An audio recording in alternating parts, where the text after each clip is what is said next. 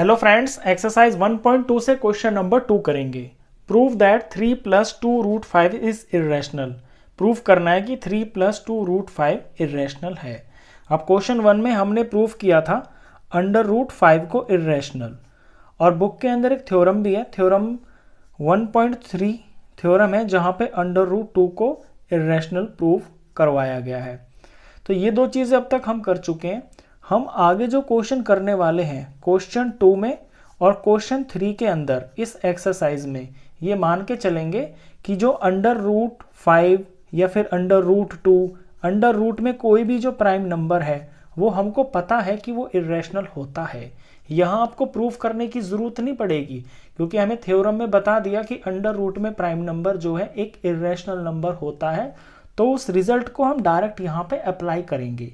अब क्वेश्चन ये करना इसी तरह से होता है जैसे कि हमने अंडर रूट 5 का किया था, कॉन्ट्राडिक्शन मेथड से ही।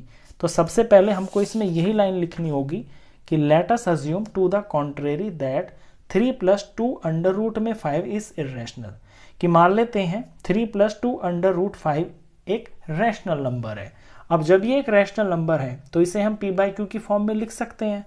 तो मैं 3 + 2 अंडर रूट 5 को p/q की फॉर्म में लिख सकता हूँ, जहाँ पे मैं p और q की जगह a b का यूज़ कर लेता हूँ।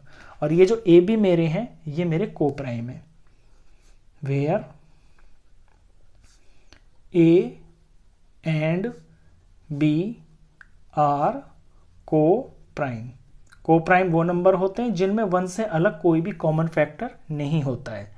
अब यहाँ पे पर्पस ये होगा कि ये जो अंडर रूट में जो भी नंबर है ना आपका, बस उसको आपको अकेला करना है। ये पर्पस होता है इस तरह के क्वेश्चन में।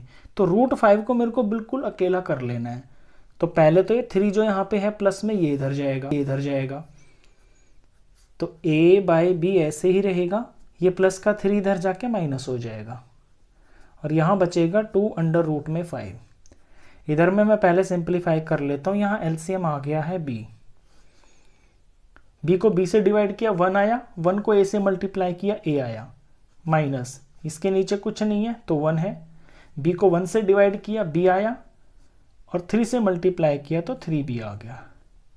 और इधर में ये 2 अंडर रूट 5 है।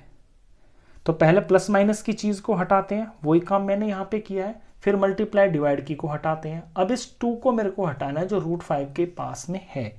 तो यहाँ पे सिर्फ मेरे को रूट 5 छोड़ना है और ये 2 इधर आ जाएगा, a - 3b, और यहाँ मल्टीप्लाई में ना तो यहाँ ये डिवाइड में आ जाएगा, तो ये बन जाएगा यहाँ पे 2b। अब यहाँ पे आके आपको बात को समझना है।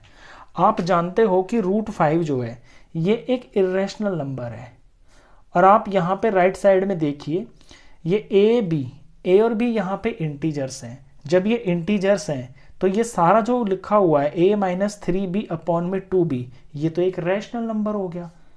यहाँ पे ये एक रैशनल नंबर है, तो ये यहाँ पे आके कॉन्ट्राडिक्शन पैदा हो रहा है। पहले मैं इस बात को लिख देता हूँ कि since a and b are integers, क्योंकि यहाँ पे a और b इंटीजर्स हैं, देयरफॉर ये जो a - 3b अपॉन में 2b है ये एक रैशनल नंबर होगा, इज रैशनल। ये आपको लिख के दिखाना पड़ेगा पहले। रूट 5 का हमको पता है कि ये रैशनल नंबर है, क्योंकि हमने थ्योरम भी पढ़ी है और पीछे क्वेश्चन भी पढ़ा है। और ये a और b इंटीजर्स हैं तो ये एक रैशनल नंबर है। अब एक इरेशनल नंबर एक रैशनल नंबर के बराबर कैसे हो सकता है?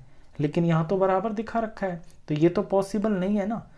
तो हम ये भी लिखेंगे कि यहाँ रूट 5 इरेशनल है। इन दोनों बातों को आपको लिखना पड़ेगा। इसको तो मैंने लिख दिया कि ये रैशनल है, अब इसको भी लिखेंगे हम कि हम जानते हैं कि रूट 5 एक इरेशनल नंबर है, बट रूट 5 इज इरेशनल। अब इरेशनल नंबर और रैशनल नंबर बराबर कैसे हो सकते हैं? ये बराबर तो नहीं हो सकते। तो यहाँ पे एक विरोधाभास पैदा हो गया है, एक कॉन्ट्राडिक्शन पैदा हो गया है।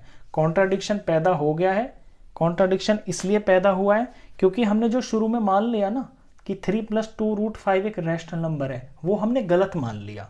तो आगे फिर हमको ये स्टेटमेंट लिखना होगा इसके अंदर कि this contradiction has arisen because of our wrong assumption, कि इरेशनल नंबर और रैशनल नंबर दोनों जो है ना आपस में बराबर हो रहे हैं, ये तो कुछ गड़बड़ हो रही है यहाँ पे। ये जो गड़बड़ हो रही है ना वो इस वजह से हो रही है कि हमने शुरू में कोई गड़बड़ कर दी, हमने जो मान लिया वो हमने गलत मान लिया। जब हमने गलत मान लिया तो फिर उसका उल्टा ही सही होगा। उल्टा क्या है? उल्टा ये है कि ये जो नंबर है ये रैशनल नहीं है, ये इरेशनल है। तो देयरफॉर ये जो गिवन नंबर 3 + 2 अंडर रूट में 5 है इज इरेशनल। इस तरह से इसको सॉल्व करना है क्वेश्चन को। क्वेश्चन खत्म।